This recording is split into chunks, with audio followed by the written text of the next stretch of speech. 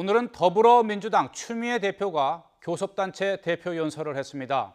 추 대표는 우리 경제가 비상시국을 맞았다면서 민생경제 해법을 위한 영수회담을 청와대와 정치권에 제안했습니다. 국회 취재기자 연결해서 자세히 알아봅니다. 임성호 기자. 네, 국회입니다. 네, 추미애 대표가 이 교섭단체 대표 연설을 했는데 특히 이 민생경제에 집중됐군요. 네, 그렇습니다. 추 대표는 오늘 오전 국회에서 교섭단체 대표 연설에 나서서 대한민국의 현 상황을 경제 비상시국으로 규정하고 민생경제의 중요성을 강조했습니다. 추 대표는 그러면서 박근혜 대통령과 정부를 겨냥해 주력 산업이 침체되는 상황인데도 이를 관장하는 컨트롤 타워가 없다고 비판했습니다. 추 대표는 또 현 정부가 수출 대기업 중심의 낡은 성장 전략으로 우리 경제를 무너뜨리고 있다며 새로운 경제 패러다임으로의 전환을 촉구했습니다. 추 대표는 이와 함께 경제 민주화와 조세 개혁도 화두로 던졌습니다. 극심한 사회 양극화 개선을 위해 임금 정상화와 기업 법인세 인상 등으로 소득 재분배를 개선하자고 강조했습니다.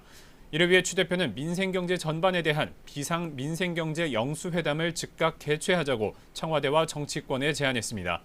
추 대표는 또 북한의 미사일로부터 국민 안전을 책임지지 못하는 사드 배치는 군사적으로 무용지물이라고 비판하며 사실상 반대 입장을 분명히 했습니다. 추 대표의 연설에 대해서 새누리당은 추 대표가 민생경제에 집중한 점을 높이 평가했지만 사실상 사드 반대를 표명한 데에서는 국가 안보에 대해서 초당적 협력이 필요하다고 꼬집었습니다. 국민의당도 추 대표가 우리의 경제 위기를 진단한 것은 긍정적으로 평가했지만 거시적인 진단과 해법을 내놓지 못했다고 비판했습니다. 네, 그리고 내일은 이 국민의당 교섭단체 대표 연설이 예정돼 있죠.